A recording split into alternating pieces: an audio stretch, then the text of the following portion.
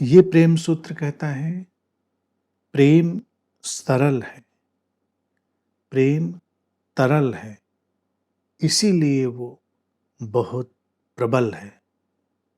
प्रेम गरल है, प्रेम अनल है, इसीलिए वो बहुत विरल है। जीवन में जो गुणवत्ता हमको चाहिए, वही ये सूत्र कहता है कि प्रेम वही है। तो जीवन में वही गुणवत्ता जब आती है तो हम प्रेम के आयाम में चले जाते हैं, या प्रेम के आयाम में जाते हैं तो जीवन में वही वांछित गुणवत्ता आ जाती है। जीवन में सरलता चाहिए, लेकिन सरलता कैसे आएगी? अगर हम प्रेम पूर्ण नहीं होंगे तो हम सरल कैसे हो पाएंगे? क्योंकि प्रेम ही सरल है। तो प्रेम में डूबा हृदय जीवन की सरलता में प्रवेश कर जाता है, क्योंकि प्रेम ही अपने मूल रूप में सरल है, जटिल नहीं है। जटिलता का विलोम है प्रेम। जीवन में व्यक्ति जितना जटिल होता जाता है, जितनी जटिलताओं का फैलाव करता है, उतना ही वो प्रेम से दूर हो जाता है। अहंकार की यात्रा जटिलता की यात्रा है, और प्रेम की यात्रा सरलता की यात्रा है। तो जब हम प्रेम में जाते हैं तो हम धीरे धीरे अपनी जटिलताओं को विगलित होने देते हैं, पिघलने देते हैं, मिटने देते हैं, समाप्त होने देते हैं। जटिलताएं हमारे भीतर अनेक ग्रंथियों के रूप में होती हैं, अनेक कॉम्प्लेक्सिटीज के रूप में होती हैं, अनेक कॉम्प्लेक्सेस के रूप में होती हैं, अनेक मनो उलझाव के रूप में होती हैं। जटिलताओं का हम पूरा एक पुलिंदा है। मनुष्य आज जैसा है वो देखा जाए एक कंडेंस हो गई जटिलता है, एक सघन हो गई जटिलता है। इसीलिए प्रेम से वो दूर हो गया है।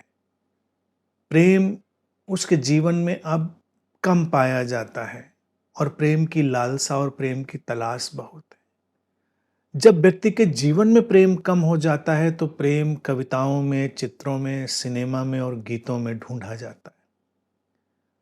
अगर हमारे समाज में बहुत प्रेम से भरी फिल्में हैं, प्रेम से भरी कहानियां हैं, प्रेम से भरे उपन्यास हैं, गज़लें हैं, गीत हैं, कविताएं हैं, तो ये समझना चाहिए कि समाज में प्रेम कम हो रहा है, क्योंकि अब प्रेम कहीं बाहर किसी रूप में ढूंढा जा रहा है। अगर वो हमारे अपने ही भीतर ढूंढ लिया गया होता तो उसे जिया जाता, न कि किसी को उसे जीते हुए हम देखते। हम जब स्वयं प्रेम में नहीं जी रहे होते हैं तो प्रेम में किसी को जीते हुए देखकर भी हम सुख का अनुभव करते हैं। यही तो सारी कहानियों और फिल्मों और गीतों का परिदृश्य है, कि प्रेम की बात किसी और के जीवन में हो और उससे हम सुख लेने की कोशिश करें। लेकिन प्रेम अगर लाना है जीवन में तो जटिलताओं को विदा देनी होगी, और जटिलताओं को विदा देनी है तो हमको इसके पूर्ववर्ती सूत्र पर एक बार दृष्टिपात करना होगा, जो टाइम ट्रैप से हमको बाहर करता है, कालबंध से। समय की पकड़ ही हमारे अंदर अधिकांश जटिलता का निर्माण कर देती है। अन्यथा समय का क्या मसला है? कोई समय का मसला नहीं। तो इन जटिलताओं को हटाकर हम सरलता में आएंगे, और जब हम जीवन में सरल होंगे तो प्रेमपूर्ण हो ही जाएंगे, और प्रेमपूर्ण होंगे तो सरल हो ही जाएंगे। फिर दूसरा रूप प्रेम का है तरल, तरलता। तरलता बहाव है, फ्लो है। जैसे नदी बहती है ऐसे प्रेम भी बहता है, ऐसे ही जीवन बहता। बहता हुआ जीवन ही प्रेम पूर्ण होता है, और अवरुद्ध हो गया जीवन ही प्रेम के सारे विपरीत रूपों में चला जाता है। तो जीवन को तरल होना ही पड़ेगा, लेकिन हमने ठोसपन की ताकत को समझा है। हमको लगता है कि शायद ठोस हो जाना ही कोई ताकत होती है, तो हर व्यक्ति बड़ा ठोस हो गया।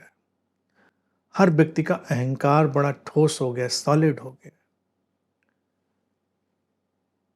जैसे बहती नदी में कोई बर्फ जम गई हो, बर्फ का टुकड़ा। सबके जीवन के प्रवाह में एक विशाल फ्रोजन आइस, जमी हुई बर्फ। प्रेम उसी को पिघलाता है, प्रेम उसी को तरल बनाता है। और हम जब तरल होते हैं तब देखते हैं वो कितना प्रबल है, उसकी शक्ति कितनी प्रचंड है। बहती हुई जलधारा मार्ग में आए हुए किसी भी अवरोध को पार कर जाती है। धीरे धीरे या तो उसे तोड़ देती है या उसके ऊपर बह जाती है, किनारे बह जाती है, लेकिन बहती हुई जलधारा को कुछ भी रोकता नहीं, वो बहेगी, बहुत प्रबल है। तो प्रेम भी जब बहेगा तो अपने भीतर बड़ी गहरी शक्ति को लेकर आएगा। अगर प्रेम नहीं बहेगा तो शक्तिहीन हो जाएगा। लेकिन हमने भी क्या किया है, हमने प्रेम के तालाब बनाए। तालाब भी थोड़े बड़े हो जाते हैं, हमने डबरे बनाए हैं, थोड़े थोड़े गड्ढे। सब अपने अपने प्रेम के डबरों के पास, गड्ढों के पास बैठे जिसमें थोड़ा पानी भरा है, उसको बचाने की कोशिश में है। लेकिन डबरों में इकट्ठा पानी देर तक बचता नहीं, भाप बन के उड़ जाता है, सूख जाता है, कुछ भी होता है। तो लोगों के जीवन में इसीलिए प्रेम होता है और एक दिन सूख जाता है, गायब हो जाता है। सारे लोगों का यही तो रोना है कि जीवन में कभी प्रेम था, कभी नहीं था, और कभी था और आज नहीं है, क्योंकि वो सूख गया, क्योंकि उसको बहने नहीं दिया, उसको तरल इस तरह नहीं बनाया कि वो बह पाता। हमने उसकी तरलता को अवरुद्ध कर दिया, हम ठोस हो गए, हम सीमाओं में घिरे हुए गड्ढे बन गए, और उसमें समाया हुआ प्रेम का जल कितनी देर टिकता? ज्यादा देर टिक नहीं पाता, खत्म हो गया। लेकिन तरलता की जो ताकत है और सरलता की ताकत है, उसको जीकर ही जाना जाता है। जब हम जीते हैं तो देखते हैं इसमें तो कितनी प्रबलता है। हमको लगता था कहीं हम कमजोर ना हो जाएं। कई लोग प्रेम को इसलिए नहीं जीते हैं क्योंकि उनको लगता है कि प्रेम में जाने से, प्रेम में डूबने से हम कमजोर दिखाई देंगे या शायद हम कमजोर हो जाएंगे। तो वो लोग अपने अहंकार को पोषित करते हैं, अपनी घृणाओं को पोषित करते हैं, अपने सारे डिविसिव एटीट्यूड को पोषित करते हैं।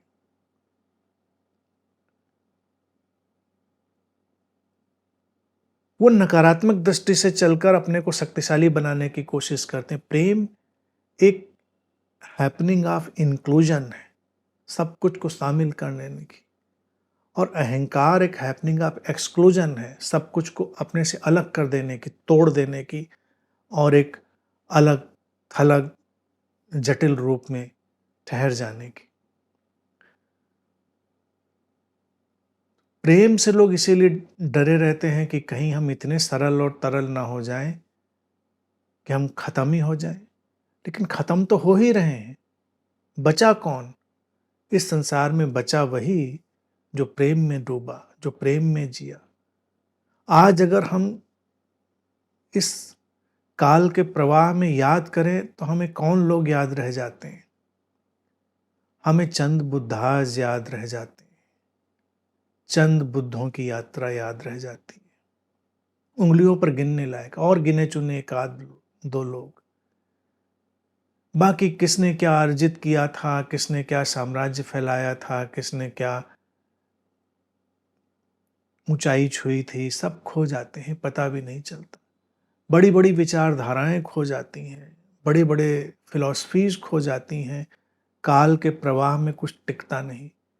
लेकिन वो लोग जिन्होंने प्रेम में जीवन को जिया था, वो बच जाते हैं, वो टिक जाते हैं, वो काल के भाल पर अंकित हो जाते हैं।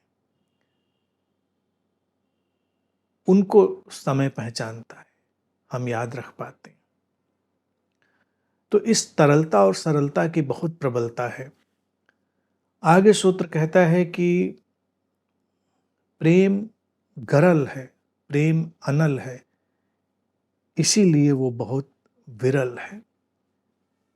गरल विष को कहते हैं, अनल आग को कहते हैं, और प्रेम के ये दोनों गुणधर्म हैं। विष को हम विष की तरह जब देखते हैं तो लगता है कि जैसे विष बड़ा नकारात्मक शब्द है, और यहाँ पर सूत्र कहता है, प्रेम सूत्र, कि ये जो गरल और ये अनल का गुणधर्म है प्रेम का, ये बहुत ही शक्तिशाली गुणधर्म है और विरल है, रेयर है, अद्भुत है। इसीलिए प्रेम आसानी से पकड़ में नहीं आता। विष क्या करता है, हमें हमारे सिस्टम में जाता है और हमें समाप्त करने लगता है। तो प्रेम का जो गरल रूप है, जो उसकी प्रोसेसिंग है विष जैसी, वो क्या करती, हमारे सारे होने को, झूठे होने को समाप्त करने लगती है। जैसे हमारा सारा नर्वस सिस्टम फेल होने लगता है, तो ऐसे ही हमारी सारी छवियों का, हमारी सारी इमेजेस का, हमारे झूठे व्यक्तित्वों का, जिसको हमने अपना होना बना रखा था एक छद्म रूप में, प्रेम ने जैसे ही गरल रूप में उसे छुआ, उसका नर्वस सिस्टम फेल होने लगता है, समाप्त होने लगता है। हमारा झूठा व्यक्तित्व नीला पड़ने लगता है, खोने लगता है। तो इसीलिए जो लोग अपनी छवियों से बहुत आसक्त होते हैं, अपनी इमेजेस से बहुत आसक्त होते हैं, अपने अहंकार से, और अपनी जो भी छवि बनाई हो उन्होंने, कई लोग बड़े सतर्क होते हैं ना कि मेरे बारे में ऐसा क्यों कह दिया, मेरे बारे में वैसा क्यों कह दिया। अब ये लोग प्रशंसा के भी आदी होते हैं और आलोचना के भी आदी होते हैं। मतलब आदि का अर्थ है कि वो उससे विचलित होते हैं। प्रेम में गया व्यक्ति ना प्रशंसा से विचलित होता है, ना आलोचना से विचलित होता है, वो किसी चीज से विचलित नहीं होता। वो क्यों कर विचलित होगा वो? क्योंकि जो है सो है, तो प्रशंसा भी कोई अंतर नहीं डालेगी और आलोचना भी कोई अंतर नहीं डालेगी। सुकरात के हाथ में आया हुआ गरल सुकरात को सुकरात बना देता है। जब कहते सुकरात के हाथ में जहर का प्याला दिया गया, तो लोगों ने कहा कि डर नहीं लग रहा आपको? तो सुकरात ने क्या कहा? लोग उसको मिस्टिफाई करते हैं, लेकिन सुकरात का वक्तव्य यही था, मिस्टिफाई नहीं है वक्तव्य। उन्होंने कहा कि जो सुकरात है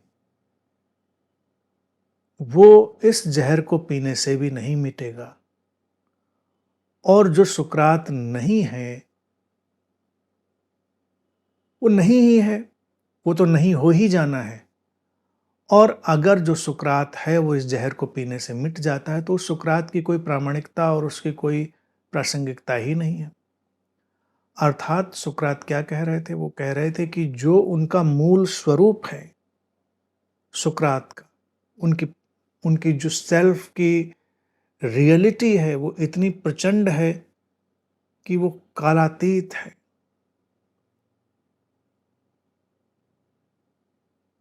जहर उस पर कोई असर नहीं डालेगा, इसीलिए जहर से घबराए हुए नहीं।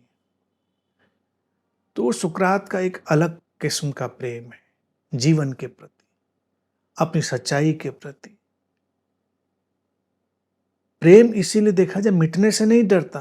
प्रेम में गए हुए लोग मिटने से नहीं डरते। वो कहते क्या मिटेगा, मिटने जैसा कुछ है नहीं, क्या मिटेगा। तो ये प्रेम का जो गरल फॉर्म है, विष जैसा स्वरूप है, वो बड़ा मिस्टिकल है। तो इसीलिए लोग प्रेम से दूर बने रहते हैं। अगर वो अपनी छवियों को और अपने स्यूडो सेल्फ को बचाए रखना चाहेंगे, तो कभी भी प्रेम में नहीं जाएंगे। प्रेम को अपने दरवाजे पर दस्तक देने ही नहीं देंगे, क्योंकि उसका विष तो एकदम छुएगा और खत्म। अनल है, आग है, आग का भी वही काम है। आग दूर दूर तो ठीक है, आग संपर्क में आ गई तो जो कुछ भी छद्म है सब जला देगी। जो भीतर का स्वर्ण है वही बचेगा। तो अगर हमने अपने भीतर कोई स्वर्ण जैसा व्यक्तित्व, स्वर्ण जैसा स्व नहीं संभाला हुआ है, तो हम डरेंगे, घबराएंगे कि प्रेम के संपर्क में आए तो हम खो ही जाएंगे, कुछ बचेगा ही नहीं। तो जो बचाने की बहुत फिराक में होगा, वो प्रेम के इन दोनों रूपों से आतंकित हो जाए, क्योंकि प्रेम अपने साथ ये दोनों रूप लेकर आता है। सरल तरल तो लाता ही है, उससे भी व्यक्ति डरता है। इसीलिए जीवन में देखा जाए, अगर कोई सरल व्यक्ति हो तो उससे लोग बहुत डरने लगते हैं। बुद्ध जैसा सरल व्यक्ति हो जाए, लोगों के प्राण कब जाते हैं। गांधी जैसा सरल व्यक्ति हो जाए, उससे प्राण कब जाते हैं। ये सब सरल लोग ही थे, जटिल नहीं थे, लेकिन इनके साथ निभाना मुश्किल हो जाता है कि तरल लोग थे। तो अब ये जो आग और विष का तरीका है प्रेम का हमें स्पर्श करने का, ये भी बड़ा ही एक विचित्र ढंग है प्रेम का, और इसीलिए वो विरल हो जाता, रेयर हो जाता है। प्रेम के फिर गहराई में नहीं जाता व्यक्ति, प्रेम की रेप्लिका से काम चला लेता है। असली प्रेम इसलिए रेयर हो जाता है। आजकल देखो ना, हर चीज के हम रेप्लिका से काम चला लेते हैं, सब्स्टिट्यूट से काम चला लेते हैं। तो जो प्रेम से इस तरह से घबराएगा, वो फिर प्रेम के किसी बहुत ही कमजोर रूप से काम चला लेगा कि जो उसके व्यक्तित्व को विगलित नहीं करेगा, जो उसकी झूठी छवियों को तोड़ेगा नहीं, बल्कि उनको बढ़ा देगा, उनको सशक्त कर देगा, उसके अहंकार को पोषित कर देगा। तो व्यक्ति को लगेगा हाँ ये ठीक है, यहाँ पर इस तरह से तो जिया जा सकता है। लेकिन ये आग जैसा, ये विष जैसा अगर आ गया हमारे जीवन में, तो कैसे जिएंगे। तो फिर प्रेम रहित जीना ही उनके लिए एक उचित उपाय बच जाता है। इसलिए ये मत समझें कि प्रेम सहज सुलभ है। प्रेम के लिए हमको गरल पीना होता है, प्रेम के लिए हमें अनल को हृदय से लगाना होता है, आग को आलिंगन में लेना पड़ता है। भारतीय प्रतीकों में, मिथक में हम यही तो दिखाते हैं कि शिव शिव कैसे हुए। कहानियां हैं, प्रतीक हैं, मिथक हैं, लेकिन वो इसीलिए तो कि वो करुणावश हलाहल अपने कंठ में धारण कर लेते हैं।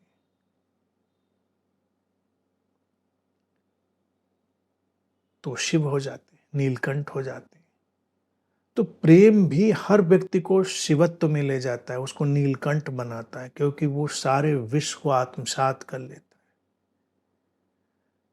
कहानी सुंदर है कि देवता और वगैरह सब क्यों नहीं विश्व को ग्रहण कर पाए, क्योंकि सब छवियों से ग्रस्त थे, इमेजेस से ऑब्सेस्ड थे। देवता को देवता होना था, असुर को असुर होना था, शिव को कुछ नहीं होना था, नथिंगनेस। तो जिसको कुछ नहीं होना है, वो विष से डरता नहीं। क्या मिटेगा, मिटने जैसा जो है वो मिटेगा, जो न मिटने जैसा वो नहीं मिटेगा। तो हर व्यक्ति के भीतर वो शिवत्व सोया है, प्रेम से जागता है वो शिवत्व, और किसी चीज से नहीं जागता। तो इस तरह से जब हम प्रेम को देखते हैं, तो प्रेम का जो ये रेयर फॉर्म है, विरल रूप है, वो हमारे लिए सुलभ हो जाता है, और फिर हम उसको जी पाते हैं। और इसीलिए तो प्रेम एक ऐसा कोहिनूर बन जाता है जो हमें आकर्षित करता है और हमारे जीवन को समृद्ध करता है।